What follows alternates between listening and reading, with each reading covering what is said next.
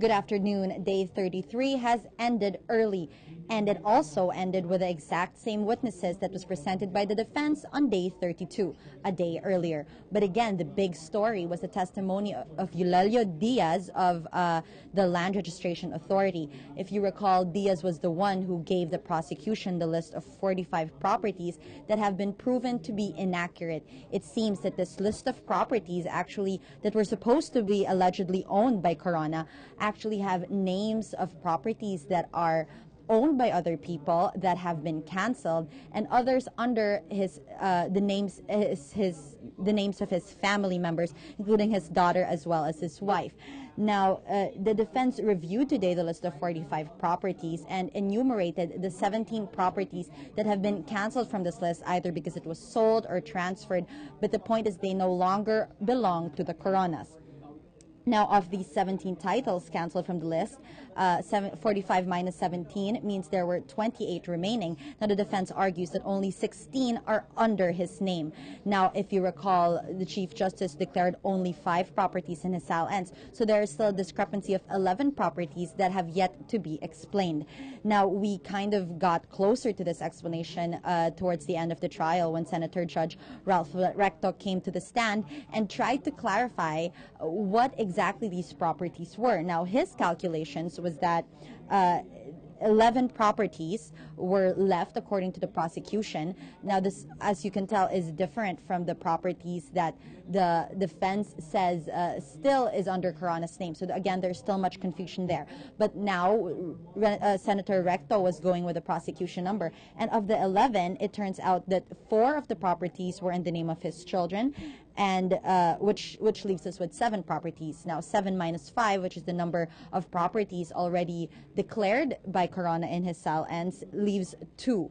Now, the prosecution, however, when they were asked what 2 properties were still in debate, they were only provide 1, which is Xavierville Lot 6A, which was next to a property that has been declared in the salience of Corona since 1971, but as donations. So again, there's still much confusion, and not much has been settled on day 33, despite hopes that Diaz would be able to clarify this. Now, Diaz was again berated by Senator Judges for providing this inaccurate list. There were accusations or implications that Diaz had actually been in cahoots with the prosecution, in the words of Senator Judge Jinggoy Estrada. Diaz has been the former classmate of President Aquino in grade school, and there were some implications that he had exaggerated the list to help Aquino and to make Corona look bad. There were also some confusions in his testimony. Diaz had earlier said that it would take 3 days to generate a list. However, in a different, when he was being questioned by a different senator judge, he said that he could come up with a list immediately. There was also some confusion in the method that he used to generate this list. Why were the namesakes included? Who told him to include this? As well as complaints by the presiding officer on why Diaz had started with the properties in Metro Manila. It was revealed today by Diaz that the list of 45 properties, the inaccurate list of 45 properties rather, that he gave to the prosecution and was then released to the media, only includes properties in Metro Manila. Presiding Officer Juan Ponce Enrile questioned why this list did not include properties in Batangas, where Corona is from. Let us now listen in on the press conference ongoing right now by the defense.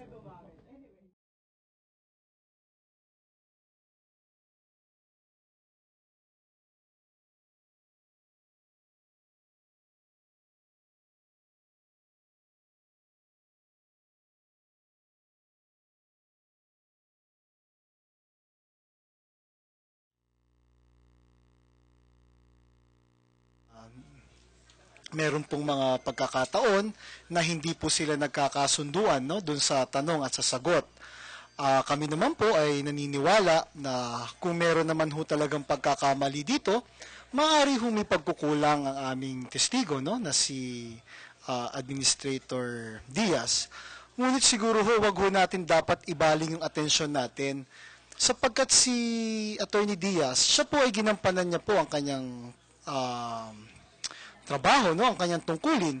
Siguro ho, wag ho natin ibaguhin yung ating atensyon sapagkat kami po ay naniniwala na dapat po nung ito'y binigay na dun sa prosecution, no, sa pangunguna ho ni Congressman Tupas, kinakailangan lang naman ho siguro pinag-aralan nila ito, no, sinuri ng mabuti bago ho nila inilabas. Sapagkat alam naman po natin na yung malinis na pangalan at reputasyon ni Chief Justice Corona ang nadungisan dito, no? Dahil ho siguro sa kanilang pagmamadali at dahil po siguro sa kanilang kagustuhan na mapatalsik na si Chief Justice Corona sa kanyang posisyon bilang punong mahistrado, hindi na ho nila inaral. Ngayon, nakita ho natin sa paglilitis, binabago ho nila yung numero nila, no? Ito po yung nakakalungkot sapagkat nakita naman po natin dito sa nangyari ngayon, pati po yung mga empleyado ng pamahalaan na ginagampanan ng tungkulin ay napapahamak din po, no, sa ginawa ng prosecution sa pagmamadali at pagmamalabis. Naniniwala ba kayo dun sa narration niya of events, how the list of 45 properties came about? Yung sinabi niyang explanation, kung paano nabuo yung listahan ng 45 properties. Kayo po ba naniniwala kayo doon? Naniniwala naman kami dun sa sinabi niya na gumamit kasi sila ng computerized search engine na kung saan na pag tinype mo yung pangalan, magkakaroon ng maraming hits. Sa amin naman hindi dun yung issue na kung yung listahan ba niya ay accurate or yung because of yung manner of how he arrived at the list is a correct way of searching nga kung ano yung mga sa pagmay-ari ni Chief Justice Renato Corona. Yung naging problema lang dito ay yung kung lumabas na yung listahan, siguro naman kung magsa-certify ka na ang rine-request sa'yo ay yung mga properties in the name of Renato Corona, napakadaling makita agad yung mga walang kinalaman kay Renato Corona, katulad ng mga ibang nakalagay nga pangalan ni Spouses Rivera. Yung isa, matay pa, kilalang pangalan na obviously walang kinalaman sa Renato Corona. So yung mga ganun pa lang, madali na sanang tanggalin, pati lalo na yung mga canceled titles. So, yung pagkulang siguro dito ay hindi yung doon sa kung ano yung naging process ng pagkagawa ng 45 properties, yung paghanap. Pero, ang importante sana dito na pag nakita niya na maraming walang kinalaman doon sa sinesearch niya, sana tinanggal niya. Or sana yung nakalagay sa certification, nakalagay na klaro na with qualification na this list includes several titles that are not related to Renato Corona. Sana ganung bagay. Sabihin po, Marlon, dagdagan ko lang. Tama po yung sinabi ni Attorney Karen, ano? Kaya po hindi naman po natin masisisi kung gano'n na lang din po yung pagkainis, no, ng mga senator judges sa kanilang mga tanong sapagkat alam niyo po itong posisyon ng administrador ng LRA, ito po yung nangangalaga po ito sa lahat ng mga titulo ng lupa dito sa Pilipinas, no. Kinakailangan din naman po pangalagaan yung integridad, pati po yung privacy, kung sabihin, and confidentiality po ng mga titulo, no. At kinakailangan po ito hindi magagamit sa panghaharas, pambabastos, o pangingikil. Maaari rin po kasi itong gamitin, ano, sa mga masasamang intensyon, no. Kaya nga po siguro, tama po ang sinabi ni Attorney Jimeno, na nagkaroon po ng pagkukulang doon sa proseso. Sana po yung maayos at yung alituntunin ho sana ay sinunod din, no? Ngunit sabi nga ho nung testigo, dahil impeachment to, para bagang kahit wala ng alituntunin o patakaran na susundin, para lang makapagpalabas ng dokumento na susuporta doon sa mga aligasyon ng prosecution. Ibig sabihin ho, wala na kayong planong i-pursue pa kahit na anong legal action against kay Attorney Diaz or any other? Alam niyo po, ngayon lang naman po natin nalaman itong impormasyon na ito, no? Dahil nga po sa mga pagtatanong ng mga senator judges at sa mga sagot ng ating testigo, ngayon lang po namin nalaman itong mga pangyayaring ito. Hayaan niyo po muna na kami po ay makapag-usap, masuri po namin, mapag-aralan yung mga nangyari po ngayong araw na to, at tinitingnan din po natin yung mga naging pananaw ng mga senator judges, kung meron ho ba talagang pagkukulang o may pagkakamali na ginawa. Ngunit gusto ko lang bigyan ng diin, no? wag ho sana natin ibaling ang ating atensyon sapagkat ang punot dulo po ng lahat ng ito ay yung pagpapalabas nitong 45 properties mula sa prosecution papunta sa media at palabas doon sa taong bayan. Kasi po ako hindi ko naman po matatanggap yung eksplanasyon na ang mga kapatid ho natin sa pamamahayag ay sila ho ang kumuha nito, no? Hindi po, ito po inilatag sa inyo, no? At dahil po ito inilatag sa inyo sa isang malayang pamamahayag, ito po ay iniulat nyo. Naiintindihan po namin yon. Ang pakiusap lang po sana namin, no? Sana po sa mga darating pang panahon, ay bigyan din po natin galang yung privacy at yung maayos na pamumuhay ng isang tao. Dito po sa pagkakataon na to, si Chief Justice Corona. Ngayon, kung mayroong pananagutan dito na nakasira ng reputasyon at nakadungis ng dangal ng isang tao, ay kilala nyo na ho kung sino. Hindi ko na ho kailangan banggitin. May manifestation po si Senator Jinggoy kanina. Sinasabi niya sa prosecution, pwede bang bawiin rin nila sa media yung sinabi nilang 45 yung properties ni Chief Justice, to be fair with him? Maganda po yung observation ni Senator Judge Jinggoy. I think yung request niyang yon ay nasa discretion na ng prosecution. In the same manner na naalala ko po ito, mga siguro po Huwebes ito bago mag-January 16. So ang petsa po nito is palagay ko kung hindi January 12, 13. Magkasunod po ito eh. Lumipad po ito sa pahayagan ng Huwebes.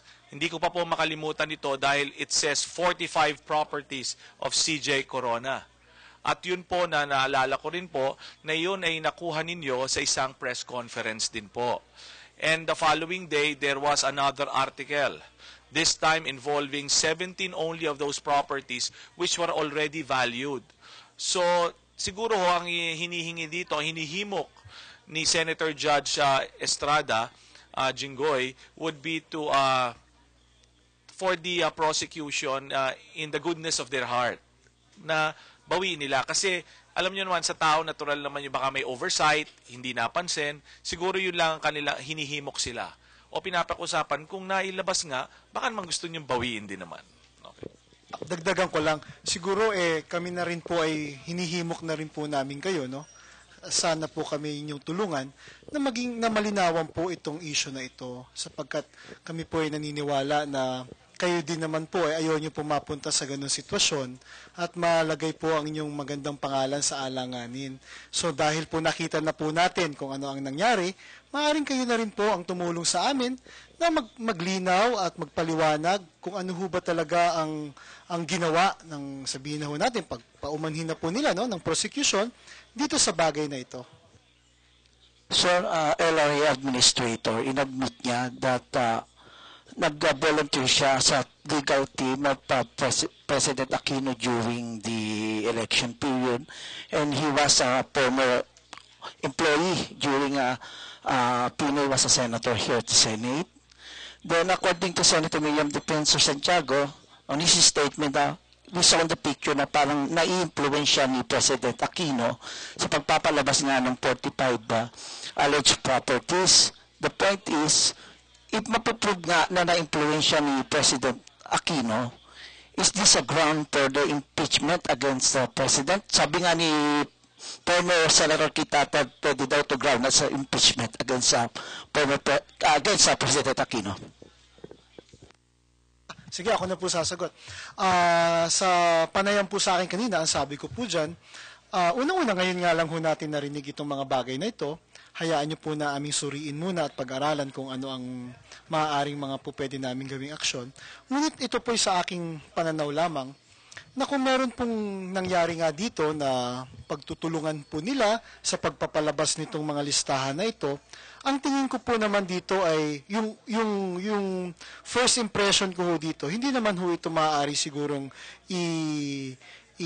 sabihin ho natin na impeachable offense, no? Sapagkat kami po naniniwala na yung mga grounds po, no, yung mga batayan ng mga pagkakamali o yung mga offenses, ito po yung nakalaan, ito po yung inilatag ng konstitusyon. At may kabigatan po itong mga grounds na ito, no? At sa tingin po namin, maaari hindi ho naging tama ang ginawa ho ng LRA administrator, hindi po sa tingin po namin, hindi po dapat naman ito'y isisi agad sa kay Presidente Aquino, no? Sapagkat wala pa naman po talagang malinaw na batayan or ebidensya na magpapatunay na meron siya talagang kinalaman dito. Yun po ang lagi namin sinasabi. Napakadali po naman magbitaw ng bintang. Napakadali naman magsabi ng aligasyon. Napakadaling manira ng pangalan. Hindi po namin gagawin yan. Hanggang walang malinaw na basihan, walang malinaw na ebidensya at batayan, hindi po namin gagawin yan. Sir, maiba lang ng konti po. Hingi lang kami ng reaction nyo dun sa, yung Supreme Court daw ay nag-release na ng resolution regarding sa PAL, FASAP case. Basically, ini-affirm lang nila yung recall order nila before. Pero kasi dun sa resolution, may isang part doon na yung sa resolution explicitly they threw their support kay Corona. Basahin ko lang ng kahit yung konting part po. Dun sa resolution sabi, in the absence of any clear personal malicious participation, it is neither correct nor proper to hold the Chief Justice personally accountable for the collegial ruling of the court en banc. Siguro sa amin lang, no, yung resolution na to, unang-una, hindi pa to decision on the merits. So, isa yun sa mga dapat na sana malinaw dito. Yung wala pang nagbabago dyan sa FASAP case in terms of yung merits ng kaso.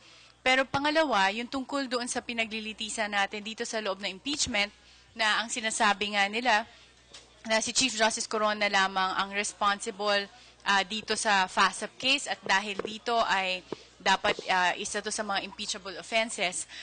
Yung siguro yung bahagi ng yan na resolusyon nga ng Korte Suprema ay isang pagpapatunay nga na ang buong Korte Suprema ang involved sa pagbigay ng mga desisyon nila, na they're acting as a collegial body, pinagbobotohan nila ang lahat ng lumalabas na desisyon, pati mga resolusyon galing dito. Kaya't kung may masisisi, hindi lamang dapat si Chief Justice Corona dahil ito'y isang pagpapaganap ng kanilang obligasyon sa ilalim ng saligang batas na magdesisyon sila na as a court na nagbobotohan as a collegial body bago magkaroon ng desisyon mula sa Korte Suprema. Ragdagan lang, no? Tama yung sinabi ng aking kasama. Ito, in very short words, may kita po natin is a reiteration of the power of the Supreme Court. That the Supreme Court po ay umaakto o kumikilos as a collegial body. No person can influence the Supreme Court. No person can act for and in behalf of the Supreme Court. The Supreme Court can only act as a collegial body. Yun po yun. Question po, let's say, totoo yung suspicion ng ibang senator judges na si Attorney Diaz po was acting in cahoots o medyo may ibang motivation siya sa paggawa ng listahan ng 45 properties. Ano po yung implication nito sa kaso? Meron ba? Sa ngayon, no, nabanggit na kanina ng aking kasama na hindi pa namin masasagot yan. Dahil ngayon lang namin nalaman ng mga bagay na yan na yung observations ninyo. Pero bibigyan namin, of course, ng opportunity na ma-deliberate muna ito sa aming side. At the same time, hindi kami maghuhusga. I think we've been fairly consistent na kahit na in the course of the proceedings, na meron kami nakikitang parang meron dito o meron diyan, hindi muna kami maghuhusga, hindi namin ginagalang namin yon. Of course, we respect due process, the right of every individual. Mahirap po kasi naghuhusga eh. Although we take into consideration yung mga observations in the course of the trial as to what the impact may be at the end of the day, we will have to decide on that in the course of the proceedings. Yung idadagdag ko lang dyan, kasama doon sa mga purposes na sinabi ni Attorney Noel Lazaro noong sinimulan niyang i-direct exam itong si witness Attorney Diaz, na yung isa sa mga purpose is to show na yung motive sa pag-file ng impeachment complaint it had some political motives na nangangalap pa lang sila ng ebidensya noong time na na-file na nila yung impeachment complaint. At yung doon nga sa testimonya ni Attorney Diaz, ang isang lumabas dito ay yung fact na nagkaroon na ng impeachment complaint noong Desyembre 2011, Pero pag nakita ninyo, yung request daw was around January 2012. So ang pinapakita lang dito, pag nag-file ka kasi ng complaint, nanunumpa ka yung mga complainants na meron kang personal knowledge doon sa mga pagkakamali nga, doon sa mga allegation mo. So yung may kinalaman dito sa mga sinasabi nilang accumulated properties na hindi na-declare sa SALN, yun yung isa siguro na indirectly pinapakita na yung complaint ay na-file at isinagawa nang wala pa silang kaalaman nga doon sa mga pag-aari dahil after nila i-file ito, saka na pa lang sila nag-gather at nagre-request nga ng mga ebidensya katulad sa mga pag-aari ni Chief Justice Corona. Do you share that thought na baka may kulay itong statement ni Attorney Diaz, itong binigay niyang ebidensya? Well, sige, this is my personal view, no? Kasi yun naman ang tanong. I think, if we look at the entirety of the situation, we cannot really veer from the fact that there is really closeness with the parties in this situation. No? The LRA administrator, as testified, has been a close ally or associate of the president. No? And of course, we all know the displeasure of the president as to the Chief Justice. And we all know that the president has time and again wanted the prosecutors or the House of Representatives to file an impeachment complaint against the Chief Justice. No? So kung pagtatagpi-tagpiin po natin itong mga circumstances na to, we could say that there was really a grand scheme, no? to at least support. No? Kasi nakita po natin, tinanong lang ho naman nila yung LRA administrator after the fact of filing. No? So doon nga ho talaga kailangan natin suriin. Kung bakit ho ganun? Kung nagtutulong-tulungan sila para matanggal si Chief Justice, bakit hindi ho nila ginawa lahat yan bago nila final yung verified complaint? Kung kaya naman po pala nila kumuha ng information sa mga government agencies to pin down the Chief Justice, bakit po minadali? Bakit hindi ho muna inayos lahat ng ebidensya kung meron man, bago po nila inilagay yun dun sa kanilang verified complaint at bago po nila final dito sa Senado, no? So, ito po ang lagi namin paulit-ulit na sinasabi. Sapagkat, alam niyo po, kahit masakit po sa aming mga damdamin na sinasabi po ng ilang mga prosecutors at mga spokespersons sila na dinidelay yan ng defense binabagalan nila yan dapat madaliin nila yan, gusto nila mawala interest ng tao. Madalas po sinasabi sa amin yan. Pero tingnan niyo naman po kung anong nangyayari kapag ikay nagmamadali. Hindi ho ba't nadadapa ka? Kaya ho kami, dito sa pagkakataon namin, ayaw namin magkaroon kami ng pagkakataon na magkamali. Kaya dinadahan-dahan ho namin, pinipresenta ho namin ng maayos, na sa tingin naman po namin ay tama. No? So yan ho ang posisyon ko dyan. Kung tatanungin niyo ako, may kinalaman ba to? I would suppose na meron ho. No? Because hindi naman ho naman, babasahin lang naman ho natin yung sitwasyon, makikita na ho natin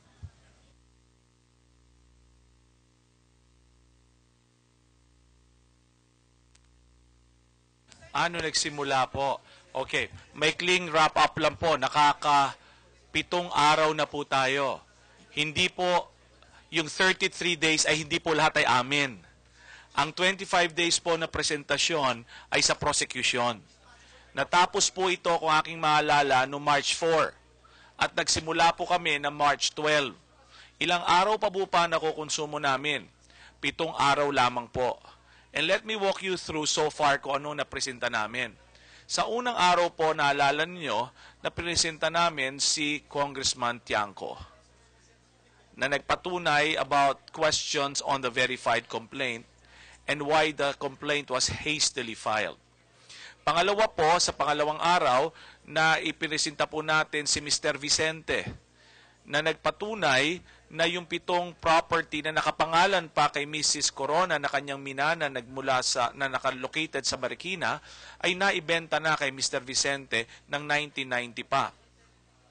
Sa ikatlong araw po ay nasimula na pong mapresenta yung si Mrs. Bayuga na nagpatunay ng mga allowances sa Supreme Court. The same day rin po ay nagpatunay ang dalawang representatives ng HRET, House of Representatives Electoral Tribunal at Senate Electoral Tribunal as to the other allowances received by the Chief Justice in that capacity as representative of those agencies.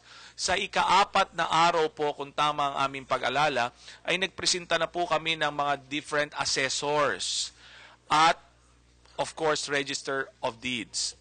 Yun po yung Webes na nakarang araw. Nung Lunes po, nagpatuloy po kami magpresenta ng mga assessors at ng mga RDs, Register of Deeds, ng Taguig at ng Quezon City. Kasama rin po dito ang mga assessors. Kahapon po ay nagpatuloy pa po kami magpresenta. This time naman po ang columns representative na doon sa kanilang management, nag-handle ng management, property management, at ang Alveo po. Bakit po? Para ipatunay na kahit po ito ay pinreselling ng 2004 at nabayaran po ng nabuo po ang columns ng 2006, 2008 lang po hininga ng tax declaration ni Mrs. Corona na nasa pangalan pa rin po ng Community Innovations. At pinaliwanag po dito kung bakit diniklara po ito ay 2010 na. So kahapon po yun. Kahapon rin po nagsimula si Administrator Eulogio Diaz III. Ngayon po, sa buong araw ngayon, si Attorney Diaz ay naipresenta. Kasama po ng ilang ng representative ng Alveo. So yan na po ang tinatayuan natin. Ano po masasabi natin dito? This is just a part of our presentation. Ano pong part of your presentation? Number 1, on properties. Tatanungin niyo po kami, nag-iba kaming tagumpay? Kami po yung naniniwala na nag-iba po kaming tagumpay. Sa tingin po namin, yung 45 properties na tinutukoy nila ay nadurog namin. Sa tingin po naman ninyo, hindi nyo po kailangan kami paniwalaan. Kung nakinig po kayo kanina, ay inisa-isa ng mga senator judges at tinanong si Attorney Diaz at pati ang prosecution. Siguro po, kung meron rin isa kami nakita, would be allowances. Pero po ayoko nang talakayin yung mga bagay na yan dahil po may mga implications po yan sa SALN na kailangan pong harapin. So, hindi ko po na po itatouch yan. So, makikita nyo po, and then, yung motibo po. Yung motibo, ano bang dahilan kung bakit meron po tayo lahat dito? Ngayon, tatanungin nyo, ilang percent na po ba napipresenta namin? Sa tingin ko po ay siguro malaki na dito ang mga 40 to 45%. Opo, malaki na yan. Kasi isang portion pa lang, properties pa lang po tayo eh. Yung allowances, nilatag pa lang po namin. Wala pa kami sa SALN. Yung detalye po noon. So, hintayin po natin sa mga darating na araw. Yun po ang aming tinatayuan ngayon.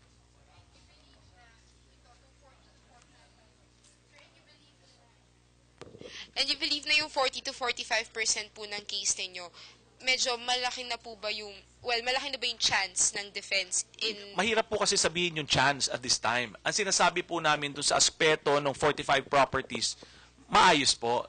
Napaliwanag po namin. Kasi po at the end of the day, ayoko pong lumabas na para pinangunahan namin yung senator judges. Wala po. Naniniwala po kami sila magdidesisyon ito.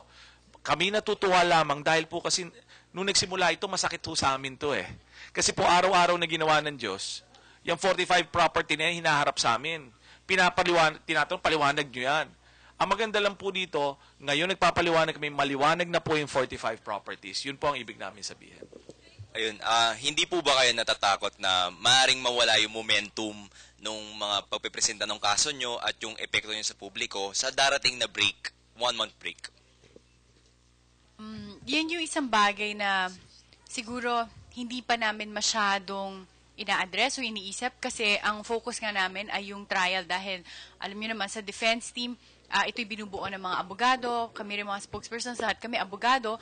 So, ang aming tinitignan dito ay yung kahalagahan ng trial. Ibig sabihin, ang kailangan naming bigyan ng atensyon ay yung paghahanda sa ebidensya para siguraduhin na masagot lahat ng alegasyon doon nga sa impeachment complaint.